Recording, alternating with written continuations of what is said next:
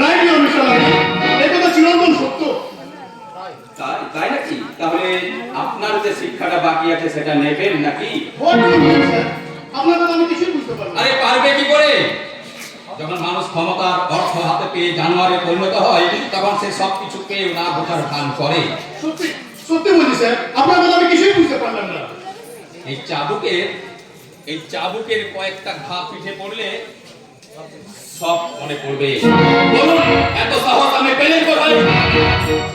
একটা মনিবের মেয়েকে পথে ঘাটে অপমান করেন, তাতে গেলে আপনি ক্ষমা করেন? বলুন। I see sir.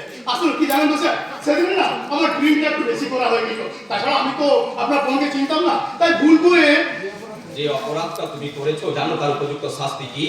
আমি আমি আমি আপনার পায়ে ধরে ক্ষমা চাইছি স্যার। আপনি আমাকে এবারের মতো ক্ষমা করে দিন। দেখবেন সারা জীবন আমি আপনার পদসেবক হয়ে থাকবো স্যার, পদসেবক হয়ে থাকবো। কথাটা মনে থাকে যাবে। আর একটা কথা কান খাড়া করে শুনে রাখুন, ভবিষ্যতে যদি কোনোদিনও আমার বন্ধু ধরে এই এলাকার কোনো মহিলার দিকে আপনি চোখ তুলে তাকান বা অসভ্যতামি করেন, এই চাপকে তোমার পিঠের চামড়াটা তুলে নেব। সেই সাথে কোম্পানি থেকে একেবারে দূর করে দেব। Mind it.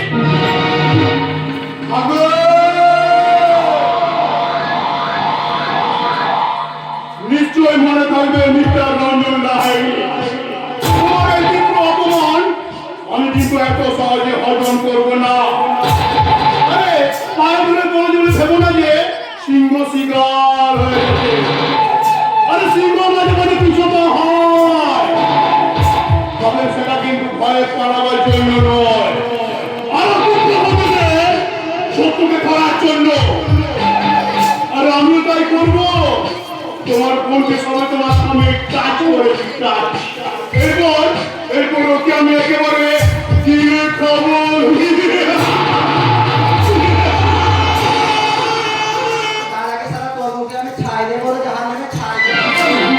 না মাসি না, এই তুষার মজুমদার হচ্ছে একটা পাঁচটা খেলোয়াড়। সেই যখন একবার মাঠে নেমেছে তাহলে কতগুলো কাপ প্লেট সিং লগাই নিয়েছিস তুমি? সারা একটা কাজ করার মরদ নেই, সারা মিছে কথা রেটে মোড় ফাটে না, সারা তোর মুখটা কিলিয়ে দেবে করার কথা। তাহলে শোনো মাসি, এই স্কুলের প্রত্যেকটা স্কুলে 5 জন করে স্টুডেন্টের হাতে আমি তুলে দিয়েছি গাঁজার পুরিয়া। তারা সেগুলো বিক্রি করে আর এই হয়েছিল সারা যদি একা খাবে থাকে। ধীরে মাসি ধীরে, সব ডোজ একসাথে দিলে না হজম না, একেবারে বদহজম হয়ে যাবে। তারপর বল। হ্যাঁ, আমাদের মালিকের মেয়ে রিক্তা কান্না সেদিন করেছিলাম। ও কিন্তু ওই বিল্ডিং অবশ্যই সে আমার হাত থেকে ছিনে নিল। সারা বাঘের মুখ থেকে বেড়াল সেটা ছিনিয়ে নেয়, আর সারা বাঘ নিজেকে বড় পাওয়া। বাঘ ছিঁড়ে বলে বাঘ হবে মাসি, সেটা কিন্তু কখনো হবে না। তাই তো তার প্রমাণ দিতে আমি ওই শিবমের বোন ওই সীতার দিকে আমি হাত বাড়িয়েছি। সারা তাহলে ছদ্মবেশের রাজ কেমন? না হলে ওই সীতা হরণ করার মধ্যে রামের হাতে সারা এমন কেনারি খাবি নয়, বাপের বিয়ে ভোজ খাচ্ছি তো। আমি কিন্তু পরিষ্কার বুঝতে পেরেছি। কি বুঝেছিস? তোমার বাপের বিয়ের ফুলসজ্জার নিমন্ত্রণ করেছো, আমরা সবাই মিলে খেতে যাবো। ও সালা, আমি 3 দিন আগে থেকে গেলে শিক্ষককে বসে থাকবো। তোকে আমি সারা জুতো পেটা করতে পারতাম না।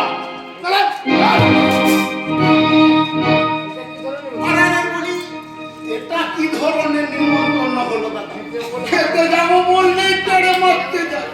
তবে হ্যাঁ, ওই রাস্তার কুকুরগুলোকে ধরে মারতে পারো, ওরা বিনা নিমন্ত্রণে খেতে যাবে। তা তোকে আবার কেন নেমন্তন্ন করলো রে গোনা? আরে আমাকে না করো, তোমাকে তো করেছে বাবজননী। আমার নিমন্ত্রণ হয়ে গেল, যেহেতু আমি সবসময় তোমার সঙ্গে থাকি। জানো বাবজননী, আমি তোমার সঙ্গে থাকি বলে না আমাকে সবাই তোমার মতো এগিয়ে বলে। তাতে তোর কি আধা জমি কাদা হলো রে? সে কথা তুমি আর কি করে বুঝবে? এই জানো, আমার একটা বিয়ে করার শখ আছে। এর উপর কোনো মেয়ে কি বিয়ে করতে চাই না বাবা? এই শালা বিয়ের কথা ছাড়, আগে কাজের কথা বল। বলি সব ওই স্কুলে গাঁজার পুড়িয়াগুলো পৌঁছে গেছে। হ্যাঁ হ্যাঁ বামজননী পৌঁছে গেছে। গানামিটির মুখে কত টাকা হয়েছে? 52,725। এই টাকাটা দে, টাকাটা দে।